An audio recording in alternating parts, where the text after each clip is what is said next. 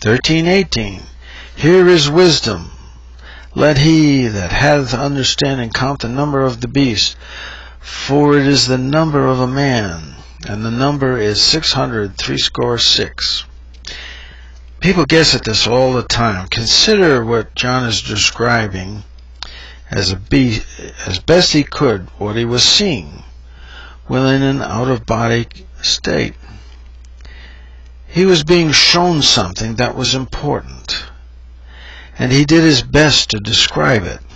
Something very important in this for sure, as many things of John was describing. He was leaving clues, knowing someday someone would figure out what all this meant. John didn't know what all this was all about.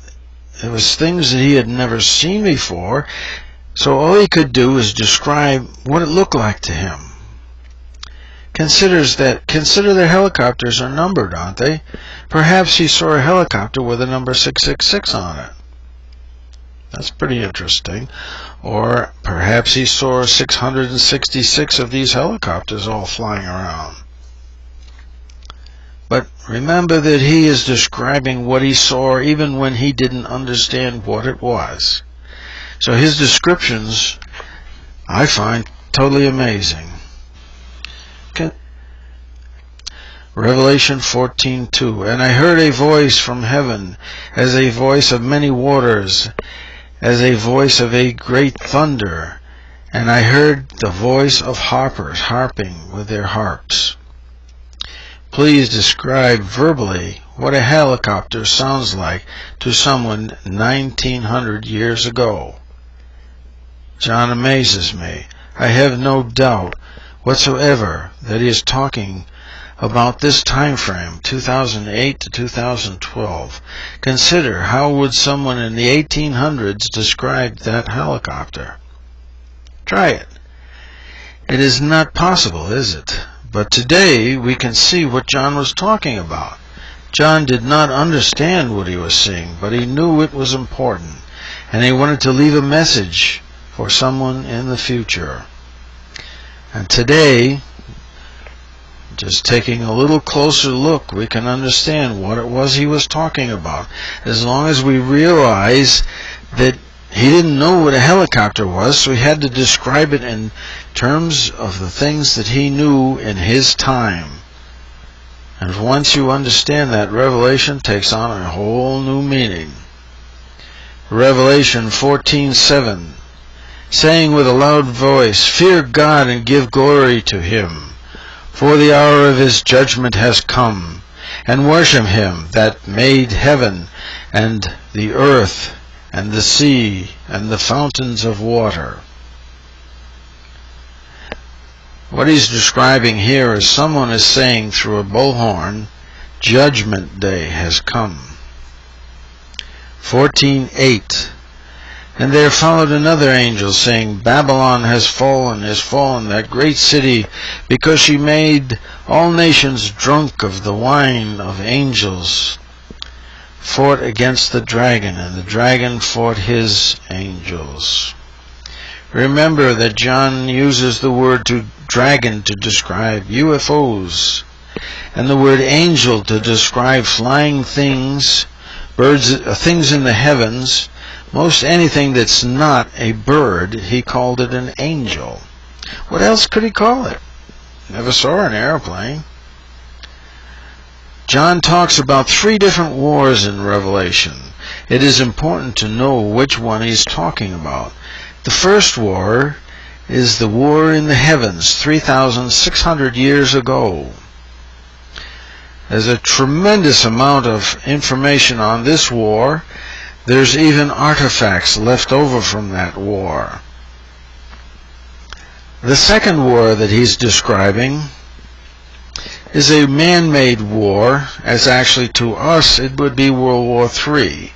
It's here on Earth, and it destroys Iraq and New York City with nuclear weapons. The third war that John is describing in Revelation is the return of the Creator. We can call this rapture, Armageddon, end times, day of knowing God, Day of Knowing All, Judgment Day. Many different names for it, but it's all basically the same thing.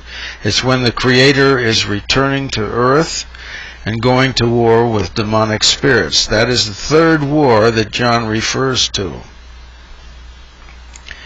John describes the nuclear destruction of New York City. He calls it Babylon in detail many times. How could John know the name of New York City?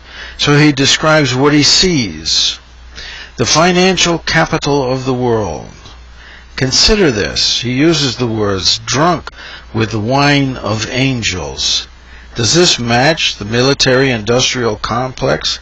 Making money, making missiles? It's a very amazing description. Revelation 16:1. And I heard a voice, a great voice out of the temple, saying to the 7 angels, Go your ways and pour out the vials of wrath of God upon the earth. It sounds like missiles with chemical weapons. How else would John describe missiles with chemical weapons? 16:1. 16:9. And men were scorched with great hate, and blasphemed the name of God, which hath power over these plagues. And they repented not, giving him glory. People believing the nuclear and chemical attack is coming from outer space. In John's day, they did not know the world was round. So how else could they possibly describe such an event? John describes it quite well. 16:11. And blasphemed the God of heaven, because their pains and their sores, and repented not of their deeds. People in the current times are going to be led to believe God is attacking. It's a false flag. So Revelation 16:11 describes a false flag attack. It's being blamed on God. Revelation 16:12. And the 6th angel poured out his vial upon the great river Euphrates, and the waters thereof were dried up, and the way of the kings of the east might be prepared. This is the second war that John is talking about. It's the man-made war.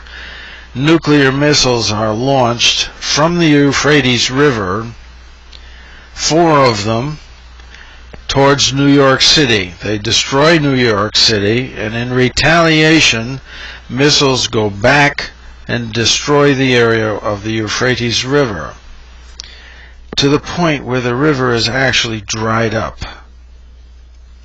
Pretty amazing description. 16:12. 16:13. And I saw 3 unclean spirits like frogs come out of the mouth of the dragon, and out of the mouth of the beast, and out of the mouth of the false prophet. What he's describing here is amazing. He says he saw 3 UFO aliens looking like frogs come out of the door of the spaceship and out of the door of the AH-64.